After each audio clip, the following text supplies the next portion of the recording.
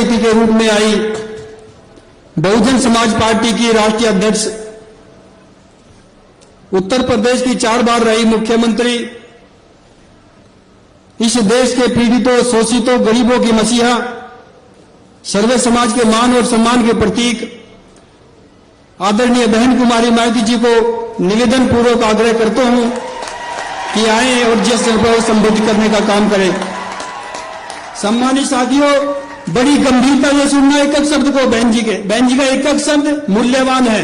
बड़ी गंभीरता से सुनना। कोई भी व्यक्ति बहन जी के भाषण खत्म होने से पहले कुर्सी नहीं छोड़ेगा। शांति से सुनना, गंभीरता से मनसद।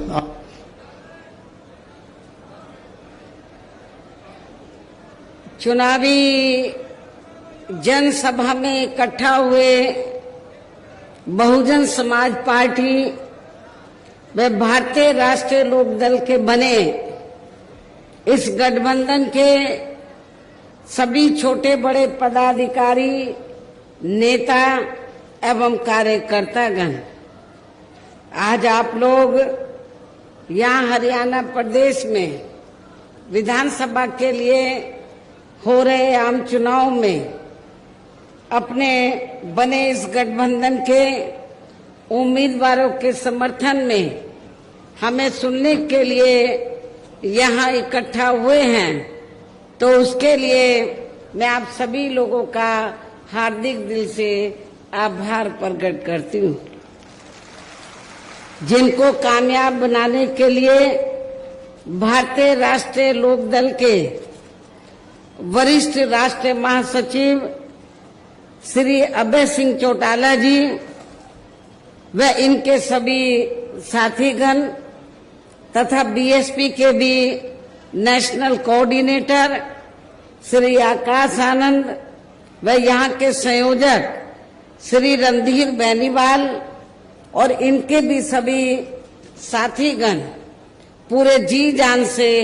लगे हैं। और अब मैं आप लोगों का ध्यान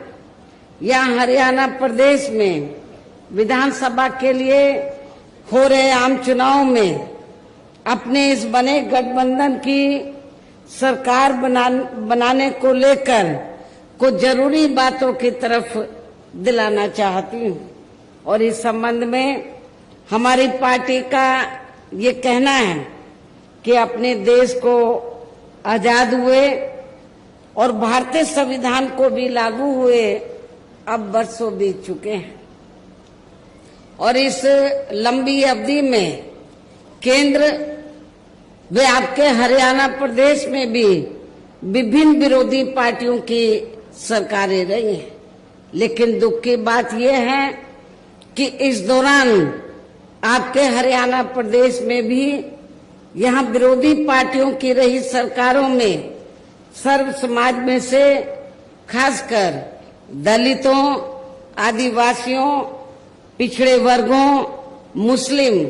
व अन्य धार्मिक अल्पसंख्यकों के साथ साथ गरीबों, मजदूरों, किसानों, व्यापारियों एवं अन्य मेहनतकश लोगों का भी पूर्ण रूप से विकास व उत्थान आदि नहीं हो सका है। जिनकी सरकारों की गलत नीतियों एवं गलत कार्य प्रणाली आदि को अभी ने और ज्यादा आजमाने की जरूरत नहीं है। और इस मामले में खास तौर से मैं दलितों, आदिवासियों व अन्य पिछड़े वर्गों के लोगों को ये बताना चाहूंगी कि इन वर्गों को परम पूज्य बाबा साहब डॉक्टर भीमराव अंबेडकर के कड़े संघर्ष एवं अथक प्रयासों से भारतीय संविधान में मिले कानूनी अधिकारों में से विशेषकर सरकारी नौकरियों में जो इन्हें आरक्षण की सुविधा मिली है, तो उसे यहाँ पहले कांग्रेस की और अब बीजेपी की तथा अन्य और पार्टियों की भी राज्यों में रही सरकारों की जातिवादी सोच व मानसिकता के चलते इन्हें यह आरक्षण का पूरा लाभ नहीं दे पा रहे हैं। और अब तो इनके इस आरक्षण को ये पार्टियां मान्य कोर्ट की आड़ में इसे प्रभावहीन बनाने में वे खत्म करने की भी पूरी कोशिश में लगी हुई हैं। और इसका खास उदाहरण ये है कि दिनांक 1 अगस्त 2024 को माननीय सुप्रीम कोर्ट का दिया गया निर्णय है, जिसमें कोर्ट ने एससी व एसटी के आरक्षण में वर्गीकरण व क्रीमी लेयर आदि को लागू करने की बात कही है। यानी कि आरक्षण में से आरक्षण, पहले एससी एसटी वर्गों के लोगों को जो आरक्षण दिया हुआ था तो वो उनको पूरा मिलता था, भरा तो नहीं जाता था कोटा, लेकिन उसमें कोई वर्गीकरण नहीं था। उसमें कोई अब क्या है, माननीय सुप्रीम कोर्ट ने क्या जजमेंट दिया है कि जो आरक्षण आप लोगों को मिला एससी एसटी वर्गों के लोगों को, तो उसमें भी वर्गीकरण किया जाएगा, उसको भी बांट दिया जाएगा। पहले एससी एसटी में क्रीमी लेयर आदि लागू नहीं थी, वो भी लागू कर दी। और सुप्रीम कोर्ट ने जो ये जजमेंट दिया, अब होगा क्या कि एससी एसटी का जो आरक्षण है इसको वर्गीकृत कर दिया, इसको बांट दिया कि जो एससी एसटी में इसको 2-3 हिस्सों में बांट दिया। लेकिन पहले ऐसा नहीं था। पहले मान लीजिए जिन लोगों को आरक्षण मिल रहा है और उनमें से जो लोग इसके योग्य नहीं हैं, तो उन्हीं वर्गों में से आरक्षण दिया जाता था। लेकिन अब ये वर्गीकरण करके ये लोग क्या करेंगे कि जो योग्य नहीं होंगे तो उनको पहले एससी में ही जो मजबूत जातियां थी उनको मिल जाता था। अब ये धीरे से चुपके से अब ये करेंगे क्या, सामान्य वर्गों के लोगों को उनका ये आरक्षण दे देंगे। और ये जो व्यवस्था की गई है, माननीय सुप्रीम कोर्ट ने जो व्यवस्था की है, तो इस व्यवस्था में सेंटर की ओर से, सेंटर में किसकी सरकार है, भारतीय जनता पार्टी की। भारतीय जनता पार्टी का जो सरकारी वकील उधर खड़ा हुआ, उसने सुप्रीम कोर्ट के इस फैसले का स्वागत किया, कहा कि हम सहमत हैं, इससे हम सहमत हैं। कांग्रेस के भी वकील खड़े हुए, उन्होंने कहा कि हम इससे सहमत हैं। और ये एससी एसटी में जो आरक्षण में पहले वर्गीकरण नहीं था, अब उसमें वर्गीकरण कर दिया। अब आपको बहुत, और इनको जो एससी एसटी की जातियां हैं तो वर्गीकरण करके इनको आपस में लड़ाने का काम किया है। और ये जो पार्टियां क्या कर रही हैं, लड़ाने का काम कैसे कि फूट डालो और राज करो। अभी तक एससी एसटी एक प्लेटफार्म पे रहता था, लेकिन इसकी आड़ में इनको बांट के फूट डालो। कुछ जो वोट कुछ वोट बीएसपी ले जाए और कुछ वोट वो दूसरी पार्टियां ले जाए, इनको बांट के रखो। जिनको ये कह रहे हैं कि वर्गीकरण करके हम फायदा पहुंचा रहे हैं, तो उनका ये वोट ले जाएंगे, जबकि इससे कोई फायदा होने वाला नहीं है। धीरे पर्दे के पीछे इसका ज्यादातर लाभ जनरल लोगों को ही मिल जाएगा। और एक दिन ऐसा आ जाएगा कि आपका ये आरक्षण प्रभावहीन बन जाएगा, ना के बराबर रह जाएगा, खत्म हो जाएगा। और यदि इन वर्गों के आरक्षण के मामले में केंद्र की वर्तमान भाजपा सरकार की भी नीति व नीयत साफ होती, तो फिर ये सरकार माननीय सुप्रीम कोर्ट के आरक्षण को लेकर आई इस निर्णय को बिना कोई देरी किए हुए उसे निष्प्रभावी बनाने व पूर्व की स्थिति में लाने के लिए संसद का विशेष सत्र बुलाकर फिर संवैधानिक संशोधन विधेयक जरूर लाती और उसे विपक्ष को साथ में लेकर पास भी जरूर कराती, और इतना ही नहीं बल्कि इसके लिए कांग्रेस व इनके इंडिया गठबंधन ने अभी तक भी केंद्र सरकार पर कोई दबाव नहीं बनाया है, और ऐसा करना तो बहुत दूर की बात रही, बल्कि इन्होंने माननीय सुप्रीम कोर्ट के इस निर्णय पर अभी तक कुछ भी खुलकर नहीं बोला है। ना बीजेपी ने, ना कांग्रेस ने, ना अन्य पार्टियों ने कुछ भी खुलकर नहीं बोला है, और इस मामले में केंद्र की भाजपा सरकार व अधिकांश सभी विरोधी पार्टियां अभी तक भी चुप्पी साधे हुए हैं। यहाँ मैं ये भी बता देना चाहती हूँ कि माननीय कोर्ट ने SC/ST आरक्षण में वर्गीकरण करने व क्रीमी लेयर को भी लागू करने का ये कार्य जो पहले संसद के पास था, राष्ट्रपति जी के पास था, उनसे वापस लेकर तो SC/ST के आरक्षण में वर्गीकरण करने व क्रीमी लेयर को भी लागू करने का ये कार्य अब राज्य सरकारों के ऊपर छोड़ दिया है। जो पहले राज्य सरकारों के पास नहीं था, संसद के पास था, राष्ट्रपति जी के पास था, ये राज्य सरकारों के ऊपर छोड़ दिया है। जो राज्य सरकारें हैं, जिस भी पार्टी की सरकार बनेगी तो उस पार्टी की सरकार फिर अपने हिसाब से इसका पूरा राजनीतिक फायदा भी उठाएगी। साथ ही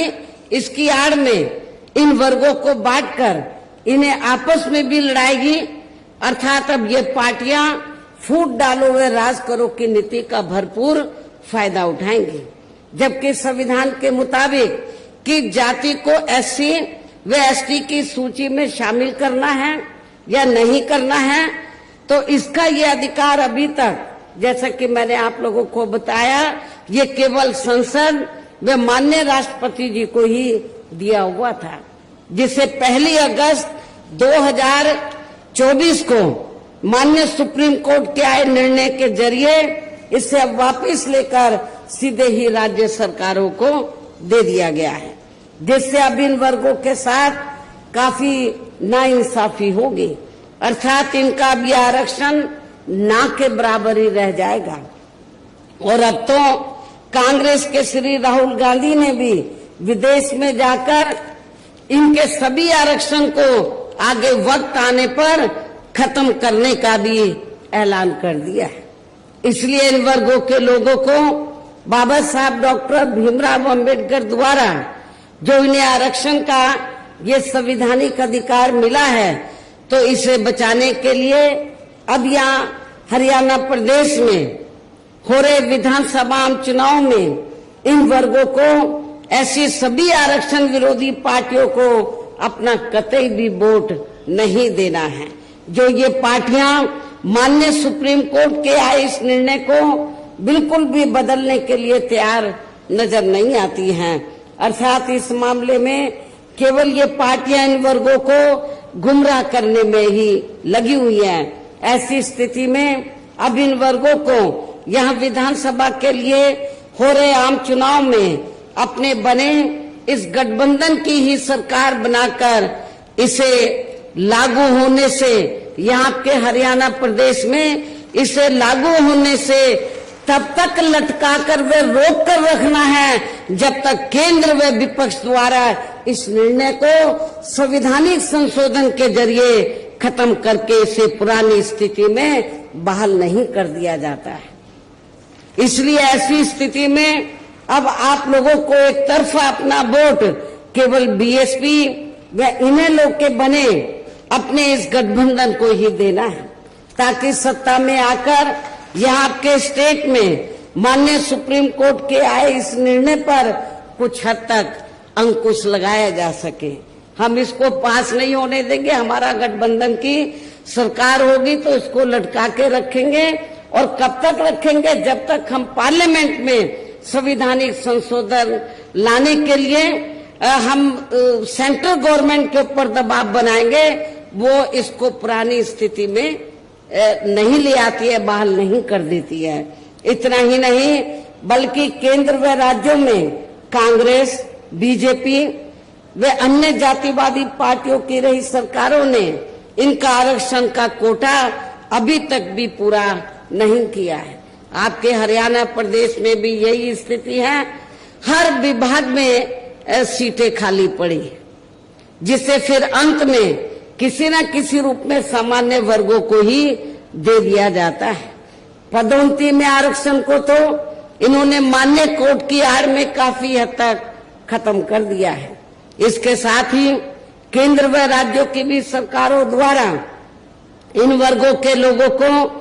प्राइवेट सेक्टर में आरक्षण दिए जाने की व्यवस्था किए बिना ही इनके ज्यादातर सरकारी कार्य अब यहां प्राइवेट सेक्टर के जरिए ही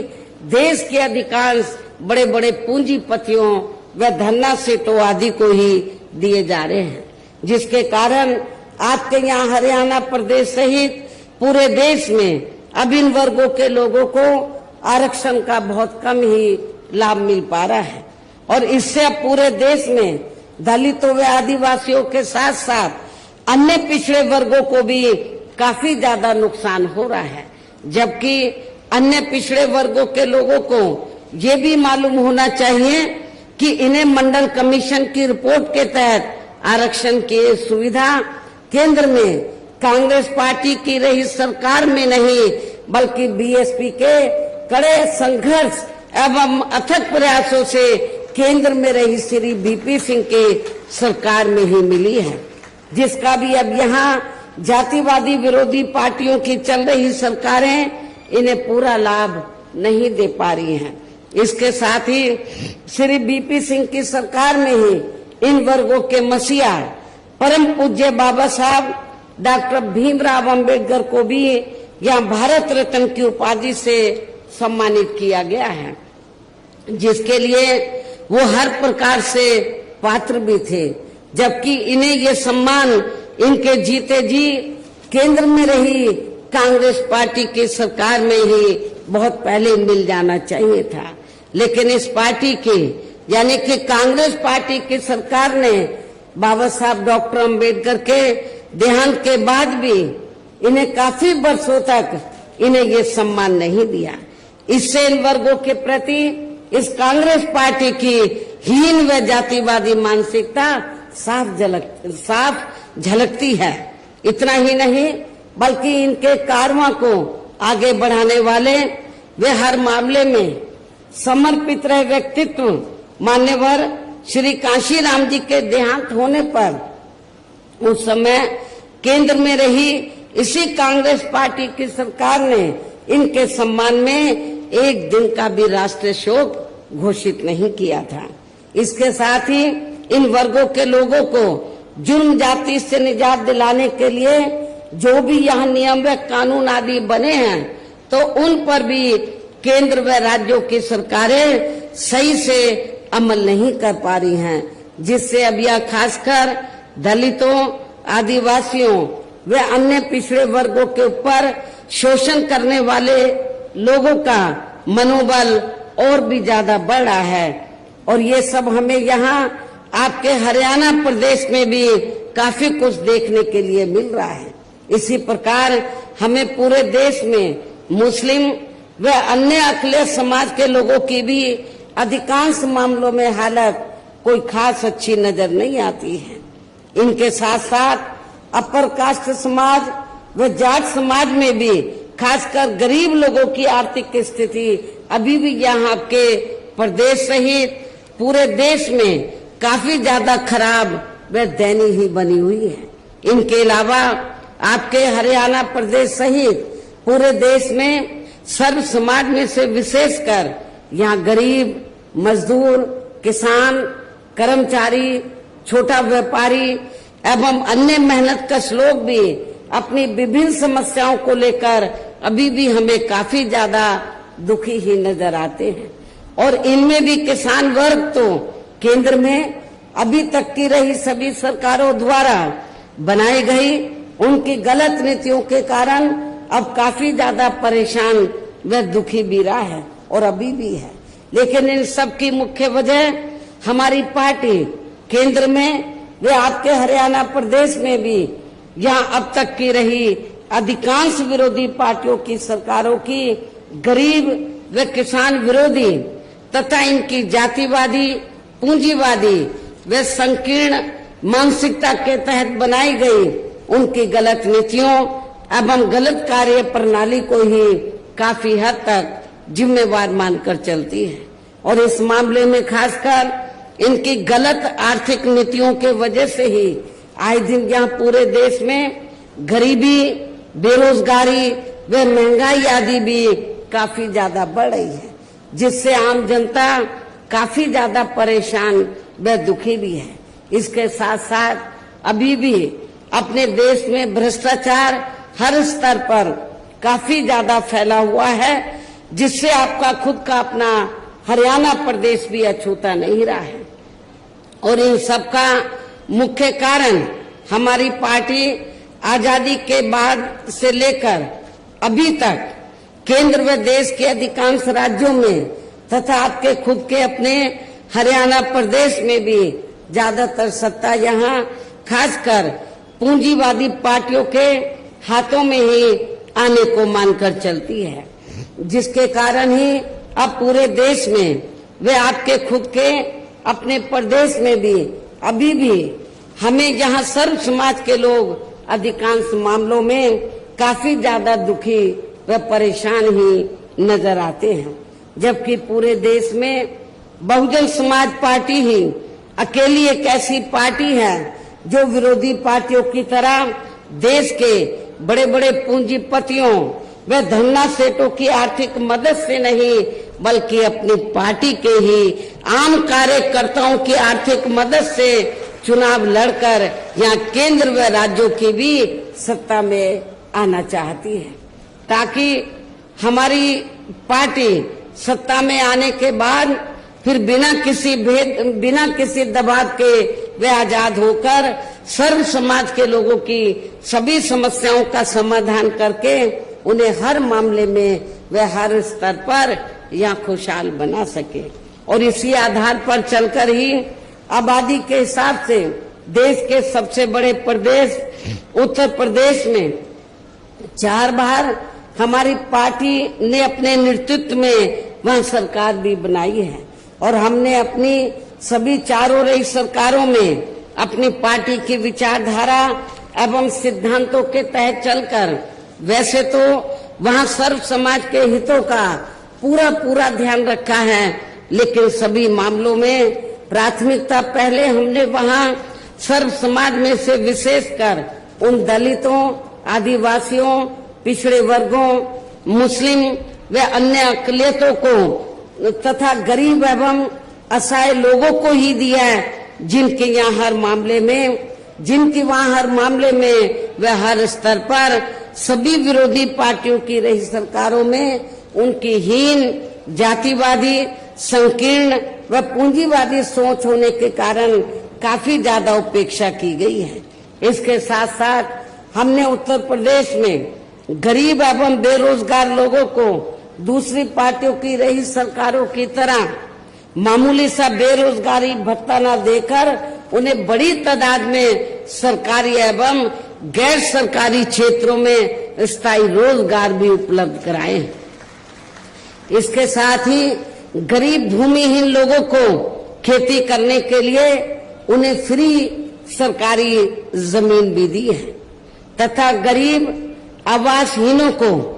जिनके पास रहने के लिए अपने पक्के मकान नहीं थे उन्हें उनके हमने 2-2 कमरों के पक्के मकान सरकार की ओर से फ्री में बना के दिए, और वहाँ पे जो उनकी और जरूरतें थी शिक्षा की, हॉस्पिटल की और भी जो जरूरतें थी रोजमर्रा की, उसका भी हमने वहाँ पर प्रबंध किया, जिससे वहाँ लाखों गरीब लोगों को काफी फायदा पहुंचा है। शहरों व देहातों को भी विकसित किया गया। डॉक्टर अंबेडकर ग्राम विकास योजना के तहत बड़े पैमाने पर उत्तर प्रदेश में देहातों को विकसित किया गया। मान्यवर श्री कांशीराम जी शहरी समग्र विकास योजना के तहत शहरों को विकसित किया गया, और उन बस्तियों पर विशेष ध्यान दिया, उन बस्तियों की तरफ जहां पर दलित वर्ग के लोग और पिछड़े वर्ग के लोग रहते थे। तो जो पहले सरकारें रही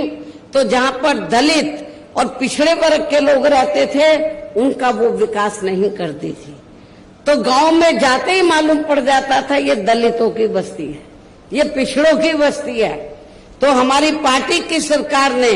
डॉक्टर अंबेडकर ग्राम विकास योजना के तहत उत्तर प्रदेश में तो देहातों को विकसित किया और जहां पर दलित अन्य पिछड़े वर्ग के लोग रहते थे उनको हर सुविधाओं से डेवलप किया, विकसित किया। और उसका असर ये हुआ कि चाहे वो दलित वर्ग के लोग हों या अन्य समाज के लोग हों, अपर कास्ट के भी लोग हों, तो जब वो गरीब लोग अपने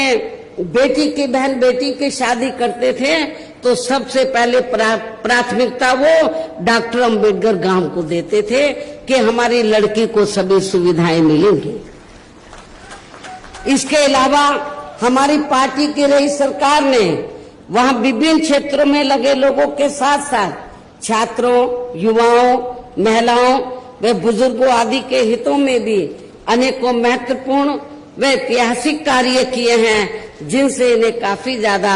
लाभ पहुंचा है। किसानों की भी अधिकांश समस्याओं का काफी हद तक समाधान किया गया है तथा उनकी फसलों का भी उन्हें समय से उचित दाम दिया गया है। इतना ही नहीं बल्कि हमने उत्तर प्रदेश में सर्व समाज के लोगों के ऊपर किसी भी प्रकार की कोई जुल्म जाति आदि भी नहीं होने दी है, बल्कि हमारी पार्टी की रही सरकार ने वहां जुल्म जाति करने वाले लोगों को बिना कोई देरी किए हुए उन्हें तुरंत ही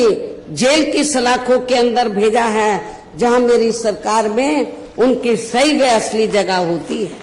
जिसकी यहाँ आपके हरियाणा प्रदेश में भी काफी सख्त जरूरत है। इसके साथ ही हमारी पार्टी की रही सरकार ने अपने देश में दलित एवं अन्य पिछड़े वर्गों में समय समय पर जन्मे यहाँ अपने महान संतों, गुरुओं व महापुरुषों में भी खासकर महात्मा ज्योतिराव फूले, छत्रपति शाहू जी महाराज, श्री नारायण गुरु,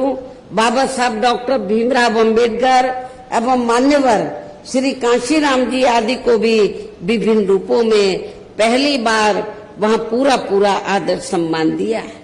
जिन्हें विरोधी पार्टियों के लोग अभी तक भी आसानी से पचा नहीं पा रहे हैं। इस प्रकार से उत्तर प्रदेश में हमारी पार्टी ने अपने सभी चारों रहे शासनकाल के दौरान वहां हर मामले में व हर स्तर पर सब समाज के लोगों को काफी बेहतरीन सरकार दी है। और यदि आप लोग भी यहाँ अपने हरियाणा प्रदेश में गरीबों, किसानों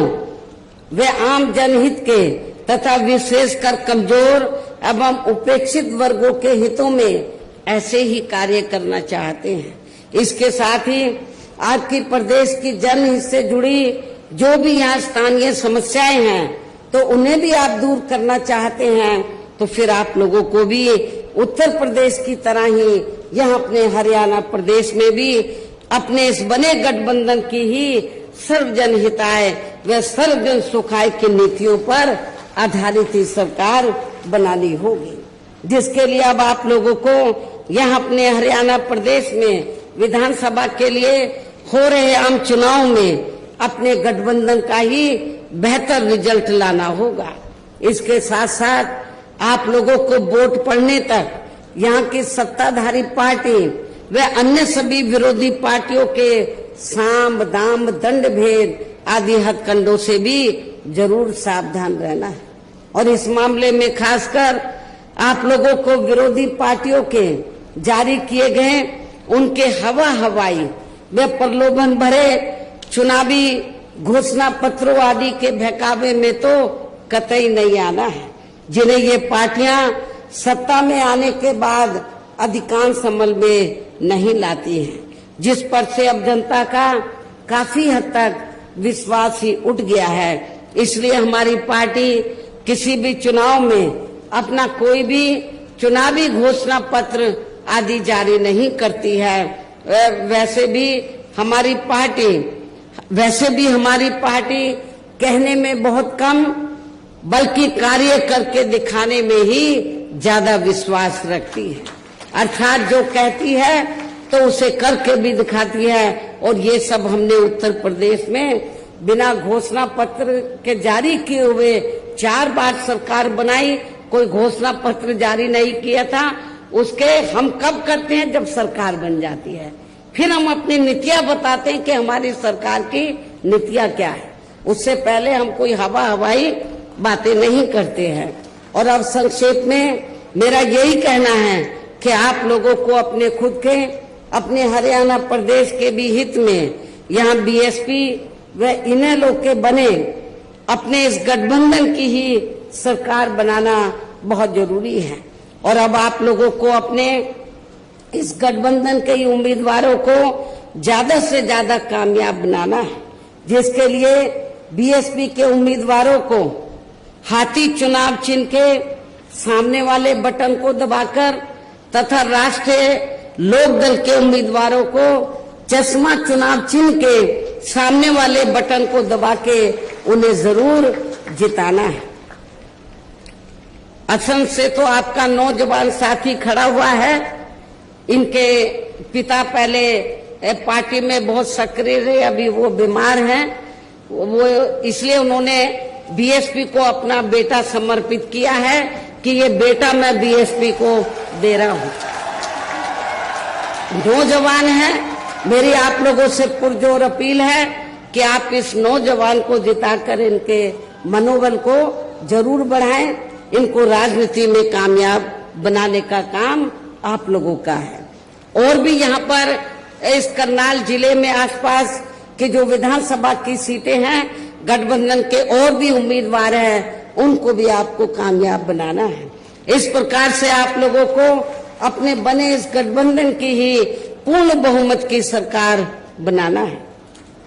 और सरकार बनने पर फिर गठबंधन की ओर से आपके हरियाणा प्रदेश का मुख्यमंत्री चौधरी अभय सिंह चौटाला जी को ही बनाया जाएगा, जिनको मेरे आशीर्वाद के साथ साथ इनके पिता चौधरी ओम प्रकाश सिंह चौटाला जी का भी पूरा आशीर्वाद प्राप्त है। वैसे स्वर्गीय चौधरी देवीलाल जी का भी हमेशा इन पर आशीर्वाद बना रहा है। इनके साथ साथ गठबंधन की ओर से बीएसपी का ये जो हमारा गठबंधन है, इनके साथ साथ गठबंधन की ओर से बीएसपी का एक डिप्टी सीएम दलित वर्ग का तथा दूसरा डिप्टी सीएम अन्य पिछड़ा वर्ग या अपर कास्ट समाज में से ही बनाया जाएगा। और ये दोनों डिप्टी सीएम कौन होंगे, इसका फैसला इस चुनाव का नतीजा आने के बाद ही किया जाएगा। इन्हीं जरूरी बातों के साथ ही अब मैं आप सभी लोगों से अपने बने इस गठबंधन के अधिकांश उम्मीदवारों को जिताकर अपनी यहाँ गठबंधन की ही सरकार जरूर बनाना है। इस उम्मीद के साथ ही अब मैं केंद्र सरकार से देश में जातीय जनगणना कराने के लिए भी विशेष अनुरोध करती हूँ, जिसको पहले केंद्र में रही कांग्रेसी सरकार ने और अब वर्तमान में चल रही बीजेपी की सरकार ने भी इसे अभी तक भी लटका के रखा हुआ है, जो उचित नहीं है। इसके लिए भी इनसे विशेष आग्रह के साथ ही अब मैं अपनी बात यही समाप्त करती हूँ। धन्यवाद। जय भीम व जय भारत।